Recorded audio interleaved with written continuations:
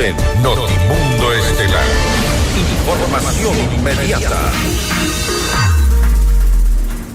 Con 4 votos a favor, el Consejo Nacional Electoral aprobó el inicio del periodo electoral para la Consulta Popular 2025. Entre las preguntas se incluyó la de la Asamblea Constituyente. Esta es la entrevista de Fausto Yepes. Hoy con... Hacemos contacto a esta hora con el doctor Enrique Herrería, ex juez de la Corte Constitucional. Ecuador irá a una consulta para consultar precisamente a los ecuatorianos sobre la intención o no de establecer una asamblea constituyente. ¿Cuáles son los beneficios? ¿Cuáles son también los riesgos que podría haber? Le preguntamos enseguida, doctor Herrería. Gracias por estar con nosotros. Fausto Yepes le saluda, bienvenido. Buenas tardes, Fausto. Muy gentil por su invitación. Sí, ya vamos a ir hacia una vía de asamblea constituyente. La pregunta es, ¿para qué? Todavía no sabemos.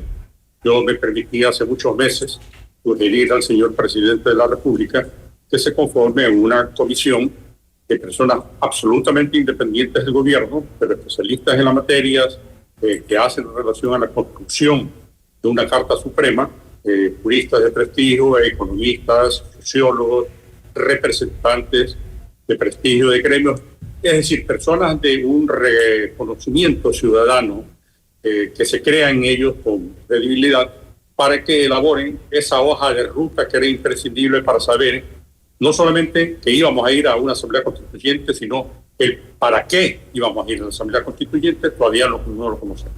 Simplemente sabemos que vamos a ir a una consulta popular para llegar a una asamblea constituyente, pero no sabemos los temas que se van a tratar en la misma. Ahora, esta falta de rumbo, esta falta de norte en la intención de instalar una asamblea constituyente, ¿no constituye de por sí o desde ya un riesgo llegar un poco a la ciega? Sí, estamos dando palos de ciego. Y eso ahí es preocupante, porque ahí hay una doble responsabilidad. Si bien es cierto, esta sugerencia de un ciudadano modesto, común y corriente, como era yo, y además algunas otras personas creyeron que era necesario que se elaboren unos puntos básicos para que los ecuatorianos sepamos para qué se iba a la Asamblea Constituyente, no fue acogida. También no hubo la sensibilidad debida por parte de la Corte Constitucional para mostrar algún tipo de ánimo que obligara a que el Ejecutivo tome una decisión de esa naturaleza. Primero mantuvieron esa actitud irreductible en cuanto a que no iban a cambiar los precedentes, lo cual era perfectamente posible, porque así lo dispone la ley de la Corte Constitucional, que se puedan revisar los precedentes. Y ahora nos encontramos con que el Ejecutivo, saltándose el rigor que establece el artículo 443 de la Constitución, que obliga a que todo pedido de cambio constitucional, bien sea enmienda, reforma o la Asamblea Constituyente, pase necesariamente por la Corte Constitucional, se fue al Consejo Nacional Electoral sin haber hecho esta hoja de ruta para merecer la conformidad de los ecuatorianos, y muy hábilmente el Consejo Nacional Electoral le echó la bolita a la Corte Constitucional, la misma que en otras oportunidades, que tiene un rigor extremo. Aquí pone en su dictamen que se convalida esta infracción constitucional. Se convalida con el envío del Consejo Nacional Electoral y el posterior escrito del asesor jurídico de la Presidencia de la República allanándose a ese procedimiento. Allí había un vicio de origen insubsanable, no se podía convalidar. La Corte Constitucional debió haber dicho, se la regresamos al Consejo Nacional Electoral para que el Ejecutivo procure la vía pertinente que pedírnoslo a nosotros. Esa es la primera interrogante. La segunda, la enorme agilidad con la que se trató. Pero si usted me permite, Fausto, quiero tratar solamente una cosa que es muy preocupante. La Corte Constitucional, en su dictamen ahora del segundo momento, en sus artículos, en sus numerales del dictamen, en el 50 y 86, reitera lo que ya ha sido una prédica de la Corte. No habrá asamblea constituyente de plenos poderes, y eso está muy bien. Lo que ocurre es que en el número 26 del decreto presidencial se establece, así se lo solicita, que se haga una asamblea constituyente fundacional, una asamblea constituyente de origen. Y eso de ahí solamente es posible en 3 consideraciones. El uno, en la Revolución Francesa, cuando se cambió de esa monarquía absolutista hacia una república. El segundo caso que la historia observa también es el tránsito que se dio del coloniaje de las 13 colonias norteamericanas hacia la independencia de Inglaterra. Y el tercero, que lo ha vivido también nuestro país, que es cuando, y muchos otros países, cuando hay un cambio de una dictadura y regresamos a un régimen constitucional. Son los únicos casos en los que puede convalidarse que haya una asamblea fundacional. Ahora, en este contexto, yo creo que es importante un poco profundizar sobre esta palabra, porque esto, dicho de otra forma, o esto de alguna manera supone llegar a una suerte de asamblea constituyente con plenos poderes, aunque no se lo diga directamente. Sí, perfectamente. Hablar de poder constituyente originario fundacional, y así lo dice, es el número 26 del decreto presidencial. Significa que es una asamblea de plenos poderes. Pero imaginémonos lograr. El presidente de la República ganó las elecciones con el apoyo de una mayoría de los ecuatorianos que votamos contra lo que significaba el regreso del proyecto del expresidente Rafael Correa. Y ahora, con el paso del tiempo, es ineluctable que con el paso del tiempo los presidentes, los gobiernos pierden popularidad.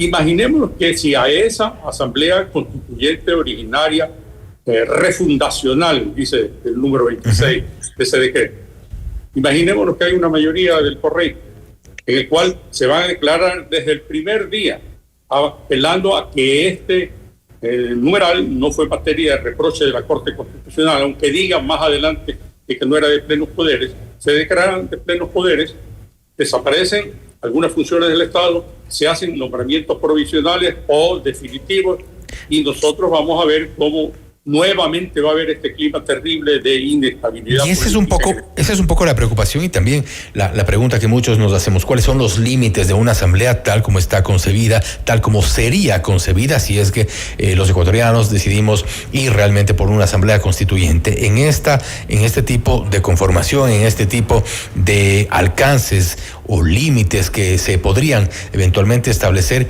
¿existen como tales? El poder constituyente originario y fundacional no tiene límites. Todo lo puede. Absolutamente todo lo puede. Y ese es el riesgo por el cual la Corte Constitucional, en todos los dictámenes que dio sobre propuestas de asamblea constituyente, se hizo énfasis respecto a que no puede ser de pleno poder. Pero en este caso, la pregunta es, jueces inteligentes, la gran mayoría de gente de experiencia, conocedores del derecho, ¿se les pasó por alto esto o fue motivo de un acuerdo con el Ejecutivo, lo cual sería realmente reprochable, porque no puede haber a estas alturas, cuando hay un poder constituido, hay una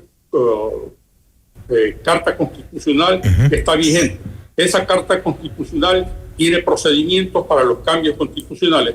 ¿Cómo es posible que se les haya pasado por alto que ahí se estaba creando la posibilidad, se dejaba una puerta abierta para una asamblea constituyente fundacional y originaria que puede hacer lo que quiera en el momento en que se encuentra? Y es una de las hipótesis que se ha manejado, tomando en cuenta que hasta el momento en el que el presidente se salta a la Corte Constitucional, envía directamente al Consejo Nacional Electoral, hasta allí hablábamos de un enfrentamiento, hablábamos de una pugna, Corte Constitucional, Ejecutivo, Corte Constitucional. Hasta ese momento se hablaba en ese sentido. Era evidente, era innegable las diferencias y esta pugna entre las dos instancias. No obstante, cuando ya ocurre o se emite el decreto 155, parece que el agua volvió a la calma y las cosas bajaron de tono, y esto precisamente abona a la hipótesis de este supuesto acuerdo.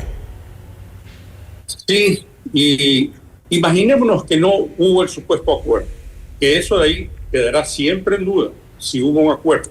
Pero ese acuerdo se da en una situación de crisis. Lo deseable hubiera sido, para evitar que se tejan estas conjeturas, que la propia Corte Constitucional hubiera hecho una declaración pública frente al país de que ellos estaban dispuestos a iniciar algún suerte de acercamiento con el Ejecutivo, respaldados en la norma constitucional del artículo 226, que dice que es deber de los servidores públicos coordinar acciones para el bienestar de los ecuatorianos. Y quedaban muy bien frente al país y evitaban estas conjeturas. Pero no, estamos viendo que con el paso del tiempo, de una posición irreductible frente a sus precedentes jurisprudenciales, pasaron a esta suerte de complacencia. Primero, frente a un Ejecutivo que ignoró su obligación de enviarles a ellos, a la Corte Constitucional, el pedido de Asamblea Constituyente. Lo convalidaron y posteriormente la enorme celeridad con la que se resuelve proceder en segundo momento, segundo dictamen, a Asamblea Constituyente, dejando con vida este número 26 del decreto presidencial, que deja una puerta abierta o una ventana por lo menos abierta para que esa asamblea de plenos poderes se constituya como una asamblea constituyente originaria que todo lo puede. Ahora, viene un tema adicional y creo que con esto podríamos cerrar. Es la conformación de la nueva constituyente, si es que así, insistimos, se resuelve en las urnas del próximo 16 de noviembre. Y es el nivel de polarización que existe en el país. Muchos han sugerido, muchos están convencidos de que si es que las cosas se mantienen como hasta ahora, será una asamblea polarizada, igual que la Asamblea Nacional existente hoy día, dos fuerzas políticas con tintes autoritarios, dos fuerzas políticas que estarían dominando, votos más, votos menos, el riesgo al final del día es el mismo. Ese bipartidismo, ambos con sesgos autoritarios, elimina uno de los pilares de lo que debe ser una democracia, el pluralismo. Cuando en una asamblea constituyente que se supone, según la tesis de Manuel Sieyès y de la doctrina en materia constitucional, están representados todos los elementos de la nación. Ahí no, a lo mejor no están los sectores indígenas, no están los sectores montubios, no están los sectores negros, no estamos los mestizos en su gran mayoría. Se está eliminando el pluralismo, que es consustancial, que es un pilar fundamental de una democracia, y por lo tanto vamos a estar gobernados nosotros por dos fuerzas políticas que a lo mejor en ninguna de las dos nos sentimos representados la mayoría de los ecuatorianos. O a lo mejor por sus acciones se encuentran en algún momento. O que a lo mejor por sus antecedentes, le llamaría mejor que por sus acciones, por sus antecedentes, en algún momento llegan a un acuerdo con el cual realmente estaríamos en una situación muy delicada que se podría alejar del ideal de lo que significa una democracia representativa, que es lo que aspira el país. Coincidencias que ya tuvieron en algún momento en la Asamblea Nacional. Veamos qué ocurre primero con la decisión de los ecuatorianos el próximo 16 de noviembre. Doctor Herrería, nuevamente gracias por su tiempo, gracias por haber estado con nosotros. A ustedes, Fausto, muy agradecido. Buenas tardes. El doctor Enrique Herrería, ex juez de la Corte Constitucional, hablando sobre la consulta popular, sobre una asamblea constituyente. ¿Cuáles serán los límites? Hay algunas advertencias precisamente a propósito del planteamiento, del cómo operaría esta asamblea constituyente. Esto es Notimundo Estelar, siempre bien informados. Usted está escuchando Notimundo. Periodismo objetivo, responsable y